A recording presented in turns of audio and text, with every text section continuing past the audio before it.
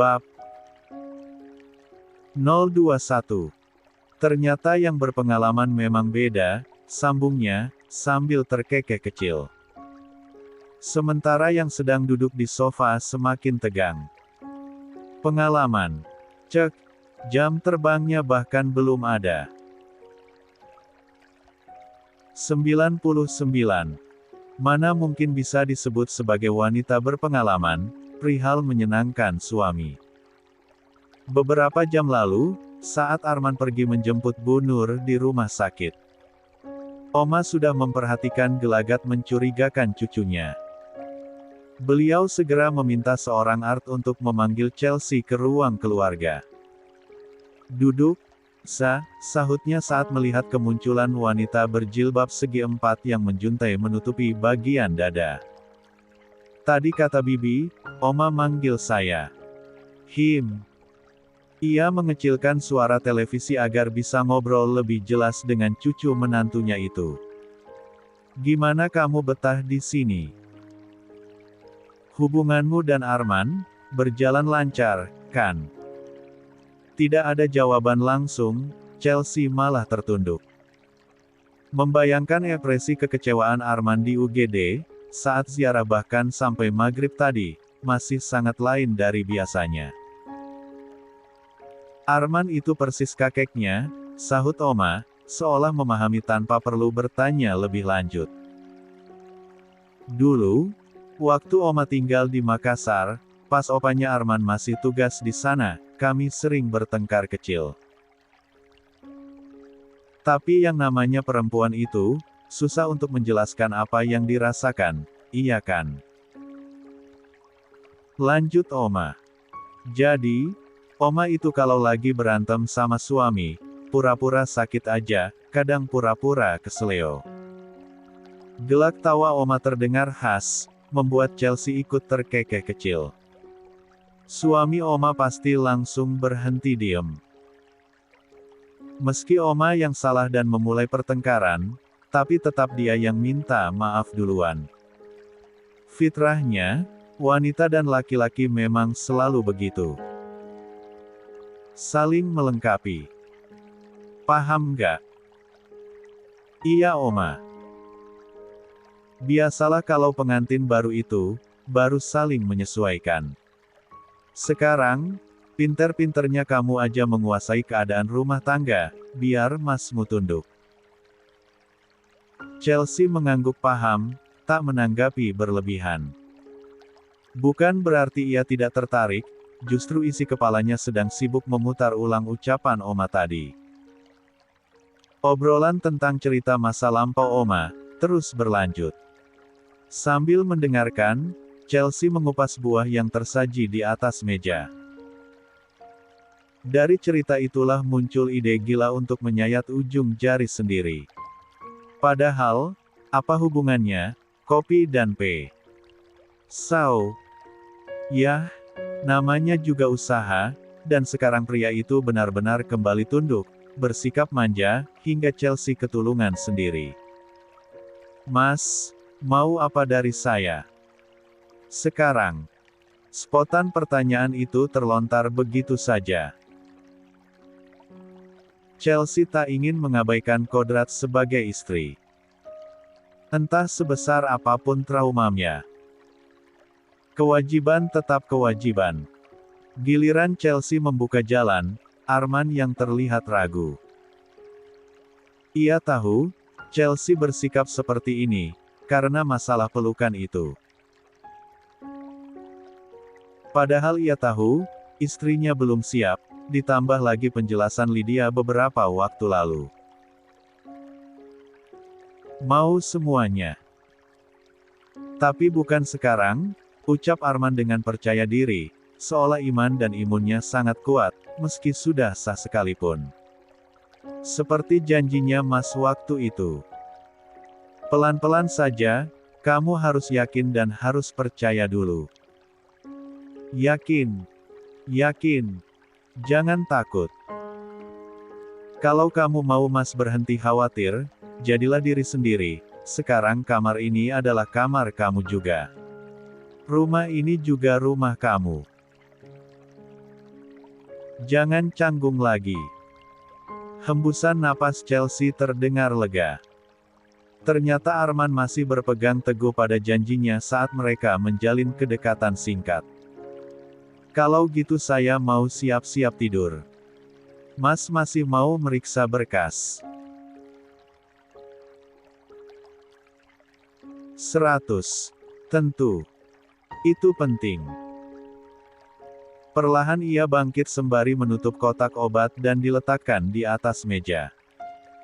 Saat kembali mengambil posisi duduk di sofa, Chelsea pun beranjak masuk ke ruang wardrobe. Ya, ruang tempat pakaian, sepatu dan perintilan lain, tersusun rapi. Masuknya Chelsea ke sana menandakan jika hendak berganti pakaian. Tidak mungkin Chelsea tidur dengan gamis dan jilbab lagi seperti saat ketiduran kemarin. Arman masih nampak santai, memeriksa ulang laporan keuangan bisnisnya.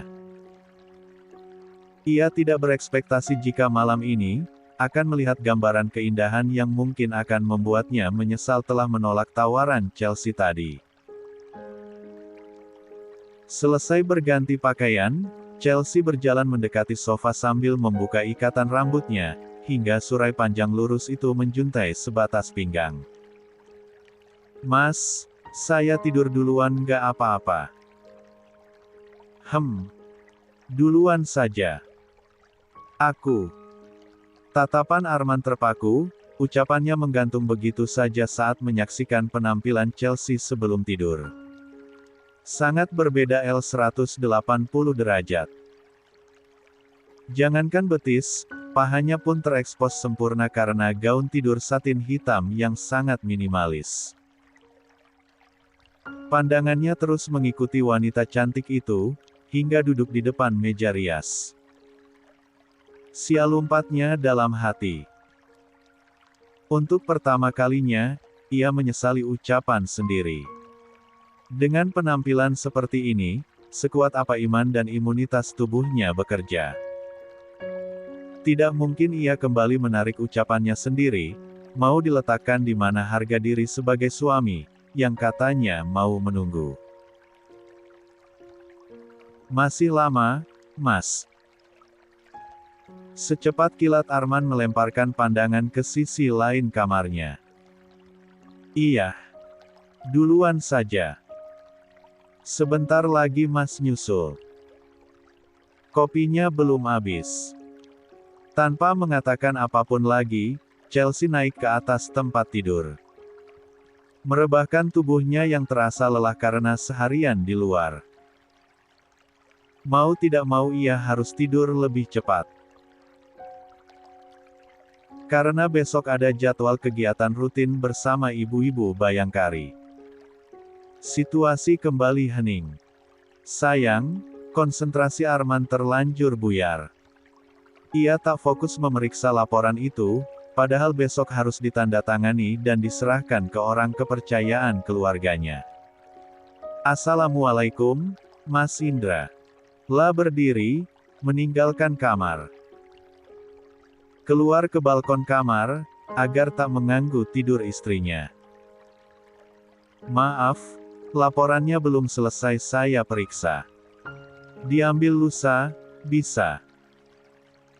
Siap. Asal jangan lewat dari hari Rabu. Oke. Saya tutup dulu. Suara napasnya lagi-lagi terdengar berat. Menggaruk-garuk kepala, mengibaskan tangan karena gerah. Berjalan mondar-mandir dengan gelisah. Dan yang terakhir, ia malah latihan push-up tiba-tiba. Setelah merasa cukup lelah, Arman kembali masuk ke dalam kamarnya.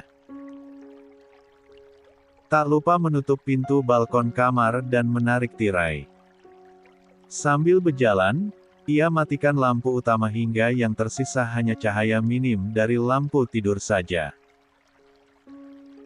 Di tepi tempat tidur, pandangannya kembali menelisik Chelsea, dari ujung kaki sampai ujung kepala, dan tanpa ia sadari, sesuatu di dalam C3 Lana mengeras secara alamiah.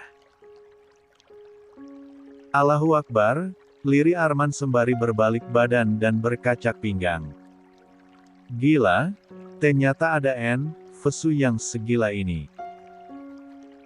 Gawat. Gawat. Mana udah terlanjur nolak. Ragu-ragu ia kembali melirik ke belakang. Astagfirullah. Diusapkan wajah dengan kasar. Tobat men. 101. Tobat. Tahan, tahan. Jangan membuatnya syok. Ingat yang bisa dipegang dari laki-laki hanya ucapannya. Entah sudah berapa lama Arman tidak melakukan metode relaksasi dan malam ini ia lakukan lagi, demi mengendalikan diri. Di samping Chelsea, ia berbaring dengan posisi terlentang, enggan menoleh ke arah Chelsea. Ucapan Lydia kembali terngiang-ngiang dalam benaknya. Jangan sampai gelora yang menggebu-gebu di dalam dirinya malah membuat mental Chelsea semakin rapuh. Sekali lagi Arman tegaskan pada dirinya sendiri bahwa, cintanya lebih besar dari Vesu duniawi. Dari pembicaraan tadi malam, Chelsea mulai berusaha keras untuk membuka diri dan belajar menerima Arman sebagai suami sepenuhnya. Dari hal kecil sampai ke hal besar sekalipun. Selesai menyiapkan seragam dan sepatu, Chelsea menghampiri Arman yang masih terlelap. Padahal waktu sudah menunjukkan jam 7 pagi. Tidak biasanya, pria itu tidur lagi selepas salat subuh. Mas, ayo bangun. Mas Arman. Kedua matanya mengerjap pelan, menatap Chelsea yang sedang duduk di tepi tempat tidur. Pagi-pagi begini, ia harus melihat pemandangan indah itu lagi. Chelsea masih belum memakai jilbabnya. Rambutnya digulung dengan handuk hingga leher jenjangnya terekspos sempurna. Nggak ke kantor, Mas? Mau. Ia bangkit dengan malas. Berjalan lemas ke kamar mandi.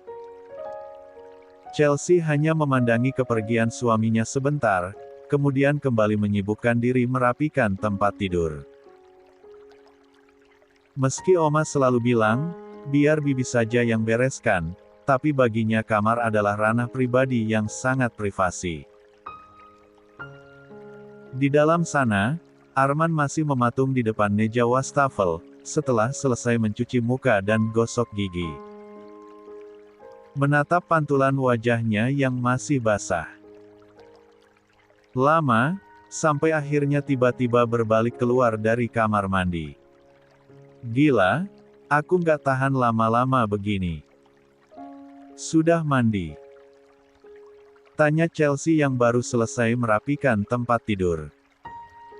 Namun, tak ada jawaban dari pertanyaan yang ia utarakan. Arman terus berjalan mendekat dengan tatapan yang tak biasa. Mereka kembali berhadapan dan kali ini, Arman yang memulai lebih dulu. Kedua telapak tangannya menangkup wajah mungil Chelsea, ditarik ke arahnya sampai indera pengecap mereka menyatu sempurna. Dorongan Arman tak dapat dikuasai oleh Chelsea dan akhirnya ia rebah di atas tempat tidur. Meski begitu ciuman itu tak lepas sama sekali, justru semakin dalam dan panas. Mas tunggu sebentar. Chelsea meraup udara sebanyak-banyaknya saat berhasil melepaskan tautan itu. Arman menatap istrinya sembari berusaha menguasai diri. Namun, ia tidak bisa menahan gejolak dalam pikirannya. Kali ini ia biarkan egonya mengambil alih. Kepalanya kembali bergerak turun, mengikis jarak-jarak yang menghadang. Assalamualaikum, Komandan. Halo, sudah bangun nggak? Sial, Arman sambil memejamkan mata dengan geram. Suara ketukan disertai teriakan dari balik pintu kamar, membuatnya mau tidak mau harus berhenti. Ini Rusdi, Matahari sudah terbit di sebelah barat. Bentar lagi kiamat, dan 102. Mas, nggak mau buka pintu. Iya, ini mau buka. Dengan malas Arman bangkit dari tempat tidur.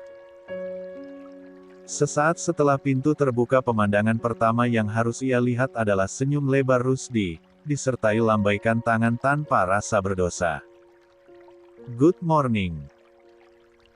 Morning palamu. Matanya melotot tajam kepada Rusdi. Pagi-pagi udah marah. Santai. Biasanya juga saya langsung masuk, bangunin. Kenapa sih? Yaitu sebelum aku nikah. Oh iya. Rusdi menepuk kepalanya, sembari menggerutuki kebodohannya. Lupa. Astagfirullah. Efek kurang tidur ini. Maaf dan, tadi saya langsung masuk aja, karena di depan sepi, nggak ada orang. Sudahlah, mau apa kamu? Komandan harus ke kantor sekarang. Terduga pelaku P3 pembunuhan wanita yang ditemukan mengambang di kali waktu itu sudah ditangkap. Penuturan Rusdi menutup jalan Arman untuk melanjutkan aktivitasnya tadi. Mau tidak mau ia harus berangkat sekarang juga. Ya sudah, kamu tunggu di bawah sebentar. Siap, Komandan. Bukannya langsung pergi, ia malah menyempatkan diri mengintip ke dalam. Tingkah anak buahnya itu, membuat Arman menggelengkan kepala. Mau aku buat buta atau lumpuh, Rus? Hehe. Cuma mau nyapa nyonya. Tapi, ya udah nggak jadi. Bertepatan dengan kepergian Rusdi, Arman kembali menutup pintu. Saat berbalik ke belakang, Chelsea masih duduk di tepi tempat tidur, menatapnya dengan carenggung. Begitu juga dengan dirinya sendiri, yang jadi canggung karena aktivitas mereka tadi. Za, Mas harus ke kantor sekarang. Iya. Nanti saya juga izin, ada kegiatan di Bayangkari. Oke, nanti pulangnya Mas jemput. Chelsea hanya mengangguk, kemudian membiarkan Amnen masuk ke dalam kamar mandi. Ia baru bisa bernafas lega, ketika pria itu berangkat bersama Rusdi. Jam 8 pagi, setelah selesai bersiap, Chelsea turun untuk sarapan dan berpamitan dengan Oma di teras samping, tempat di mana wanita itu biasa berjemur sambil menyemprot tanaman hias Mia. Gerakan kaki Chelsea perlahan melambat saat melihat Oma Lucita tak sendirian di sana. Seorang wanita cantik, berambut sebahu sedang duduk di hadapan beliau, menyeruput dari cangkir keramik. Akhirnya kamu turun, Za, ucap Oma saat memandang ke arah Chelsea yang masih mematung di ambang pintu. Sini, duduk. Oma mau bicara, penting. 103. Wajah yang terlihat asing sedang tersenyum ke arahnya. Kemudian berdiri mengulurkan tangan. Sangat sopan dan ceria, selaras dengan usai yang masih belia, sekitar 18 tahunan. Selamat pagi, Bu. Perkenalkan nama saya, Rania. Perhatian Chelsea teralihkan ke Oma sebentar sebelum akhirnya kembali menatap gadis muda di hadapannya. Diraihnya uluran tangan yang minta disambut sejak tadi. Saya, Chelsea. Dia ini yang akan nemenin kamu kemana-mana, sambung Oma masih sambil duduk santai di kursi taman. Rania ini salah satu lulusan terbaik dan akan masuk Akpol tahun depan. Dibiayain sama Arman. Oma nggak tahu jelas alasannya apa, tapi Arman meminta Rania kemari untuk dampingi kamu, kemana-mana. Meski kelihatan masih cilik, Tapi dia ini sudah sabuk hitam taekwondo, terang, Oma. Di tengah situasi yang membingungkan, Chelsea sedikitnya bisa bernapas lega, karena Oma tidak tahu menahu tentang kejadian pelukan itu. Andai beliau tahu entah apa yang terjadi sekarang, mungkin penyakit beliau akan kambuh. Saya siap dampingin Bu Chelsea. Rania memberi hormat. Sangat formal, tegas layaknya seorang anggota taruna yang siap mengabdikan diri pada negara. Saking kagetnya, Chelsea sampai tidak bisa berkata apapun lagi. Tiba-tiba ia ingat ucapan Arman semalam, yang mengatakan bahwa ia tidak akan membiarkan Chelsea disentuh Waldan ataupun laki-laki lain di luar sana.